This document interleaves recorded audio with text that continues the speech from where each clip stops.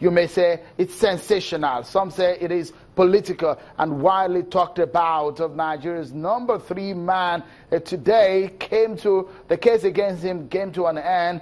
The Senate President, Dr. Bukola Saraki, is a free man, according to the judgment of the CCT today. The Senate President, Dr. Saraki, has been acquitted by the Code of Conduct Tribunal of the 18-count charge of false declaration of assets.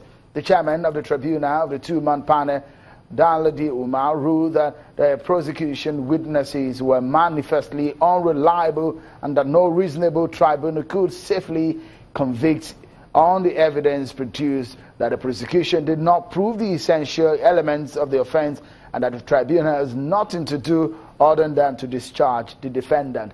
The tribunal ruled that other fatal flaws included hearsay evidence by prosecution witnesses, the failure to have a statement from the defendant, and the failure to link the defendant with the commission of the offense and the counts as charged. The burden of proof was on the prosecution, and it was erroneously for the tribunal to call on the defendant to prove his innocence. The case, which has gone on for almost 2 years, has come to an end today. Let's take a look back at some of the major scenario which played out on this case.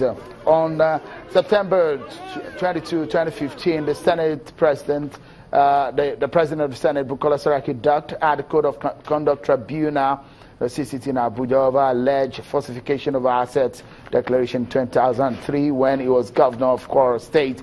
The Senate President pleaded not guilty to the charges brought against him. On March 11, 2016, the Senate President appeared at the Code of Conduct Tribunal with 84 senators. On the 14th of June 2017, the Code of Conduct Tribunal tossed out false asset declaration charges against the Senate President, Bukola Saraki, which brought the case to an end. Meanwhile, the Senate President, Dr. Saraki, has been reacting to the judgment. And a statement from his media office earlier today, the Senate President thanked his colleagues for standing firmly with him and for not getting distracted during the period of his trial. He also expressed his confidence in the nation's judiciary. He further said, and I quote, "After undergoing the crucible of a tortuous trial, my vindication today calls for celebration. It is my belief, however, that if there should be any celebration at all, it should be a celebration of the hopes that this judgment gives us as citizens, that despite all the challenges that we face as a country, we are well on our way to building a country where the innocent needs not to be afraid." And of course, Senate President Bukola Saraki at the end of the case today.